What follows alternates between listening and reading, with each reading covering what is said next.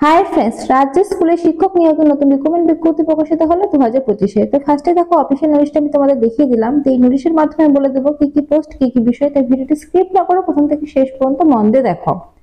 Government of West Bengal office of the sub division magistrate sub division office Gangarampur sub division থেকে নিউজটি published হয়েছে। নিচের দিকে দেখো তোমাদের পোস্ট এবং ডিটেলসটা কিন্তু মেনশন করা রয়েছে। তো তোমাদের পোস্ট রয়েছে বুনিয়াদপুর ডিস্ট্রিক্ট, দক্ষিণ দিনাজপুর থেকে কিন্তু নিউজটি পাবলিশড হয়েছে। বাদিকে মেমো নাম্বার শো করছে, ডান দিকে ডেটেড 24/3/2025 থেকে নিউজটি পাবলিশড হয়েছে। নোটিশ অনুসারে বলা হচ্ছে working in interview for engagement of guest teacher in government model school Harirampur English medium and government model school Kushmandi English medium. আচ্ছা, তোমাদের বলে রাখি হরিরামপুর ইংলিশ মিডিয়াম এবং কুশমন্ডি ইংলিশ মিডিয়াম স্কুলে কিন্তু তোমাদের না হচ্ছে গেস্ট টিচার। গেস্ট টিচার কিন্তু পদে না হচ্ছে এই দুই ধরনের স্কুলে, একটা হরিরামপুর এবং একটা কুশমন্ডি, দুটোই কিন্তু ইংলিশ মিডিয়াম স্কুল। আচ্ছা, নিচের দিকে কি বলেছে, a walking interview will be hold at the office of the sub division officer Gangarampur sub division. আচ্ছা, তোমাদের কিন্তু শুধুমাত্র ওয়াকিং ইন্টারভিউর মাধ্যমে কিন্তু রিক্রুটমেন্টটা করা হবে, কোনো রকম কিন্তু রিটেন টেস্টে তোমাদের হবে না। আচ্ছা, তোমাদের দেখো নিচের দিকে মেনশন করা রয়েছে স্কুলগুলো। তো government model school Harirampur English medium স্কুলে তোমাদের দুটো ভ্যাকান্সি রয়েছে, হিস্ট্রি এবং জিওগ্রাফিতে কিন্তু না হচ্ছে দুটো শূন্য পদে।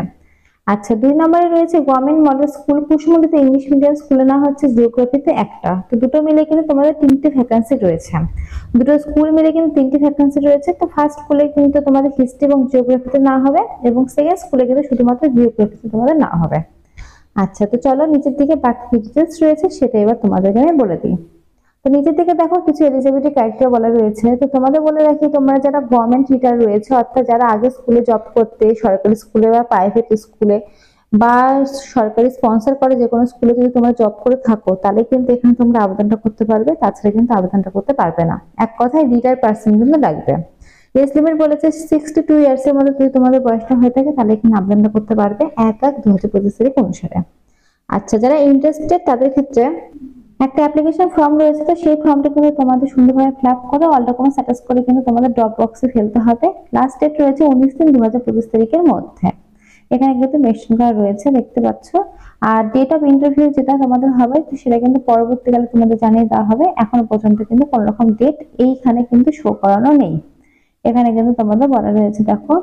তো তোমাদের একটা কথা বলে রাখি, তোমাদের যে পার মান্থ যে স্যালারিটা, তো সেটা তোমরা লাস্ট যে পেটা পেতে, অর্থাৎ তোমরা আগে যেখানে কাজ করতে লাস্ট যে বেতনটা পেয়েছো সেই বেতন অনুসারে কিন্তু তোমাদের এখানে স্যালারিটা দেওয়া হবে।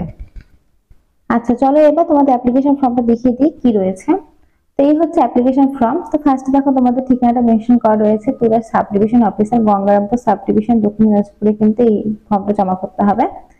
আচ্ছা, এখানে ডান দিকে একটা ছবি লাগাবে, তারপর তোমাদের নেম, তারপর father's name, mobile number, email ID, sender, date of birth, তারপর ডেট অফ রিক্রুটমেন্ট, তারপর লাস্ট যে পেটা পেতে সেটা, এজ লিমিট, মানে যেগুলো নর্মালি হয় সমস্ত কিছু দিয়ে কিন্তু তোমাদের ফর্ম ফিল আপটা করতে হবে। সবটা কিন্তু ব্লক লেভেলে তোমরা ফর্ম ফিল আপটা করবে, সুন্দরভাবে পরিষ্কার পরিচ্ছন্ন ভাবে কিন্তু তোমরা ফর্ম ফিল আপটা করবে। এখানে কিন্তু পরপর বলা রয়েছে। আচ্ছা, তারপরে দেখো বলে দিয়েছে name of the government model school, যে স্কুলে তোমরা আবেদন করবে সেই স্কুলটা এখানে মেনশন করবে। আচ্ছা, তারপর যে সাবজেক্টে তোমরা মানে আবেদনটা করবে সেই সাবজেক্টটা এখানে মেনশন করবে। তারপর তোমাদের দেখো এখানে কোয়ালিফিকেশনটা বলেছে, মাধ্যমিকে কত পেয়েছো, HS, graduation, post graduation, others qualification থাকলে কিন্তু এটা কমপ্লিট করবে। ডিক্লারেশন করে প্লেস, ডেট এবং সিগনেচার করে দিলে কিন্তু পুরো কোর্সটা কমপ্লিট হয়ে যাবে। তো এর সঙ্গে নর্মালি যেগুলো ডকুমেন্টস হয়ে থাকে, তোমাদের Aadhaar card, voter card, caste card থাকলে সেটা দিতে পারো। তারপর তোমাদের মার্কশিট যেগুলো নর্মালি হয়ে থাকে সেই সমস্ত ডকুমেন্টস এক কপি জেরক্স করে কিন্তু ফর্মের সঙ্গে অ্যাটাচ করবে, প্রত্যেকটা নিজে সুন্দরভাবে সই করে কিন্তু তোমরা জমা করবে। তো যেই ঠিকানায় বললাম সেই ঠিকানায় জমা করলে কিন্তু পুরো প্রসেসটা কমপ্লিট হয়ে যাবে। তা ফ্রেন্ডস, এখানে যা যা ইম্পর্টেন্ট ডিটেলস ছিল সব তো বলে দিলাম। এরপরে কোনো রকম কোশ্চেন থাকলে অবশ্যই কমেন্ট বক্সে কমেন্ট করতে পারো। আজকের মতো এইটুকু। আমার ভিডিও দেখার জন্য অসংখ্য ধন্যবাদ। আর এরকমই আপডেট জানার জন্য চ্যানেলটা অবশ্যই কিন্তু সাবস্ক্রাইব করে রেখো। আর অবশ্যই কিন্তু ভিডিওটি ভালো লাগলে তোমরা তোমাদের ফ্রেন্ডের সাথে শেয়ার করতে পারো এই ধরনের আপডেট জানার জন্য। আজকের মতো এইটুকুই, ধন্যবাদ।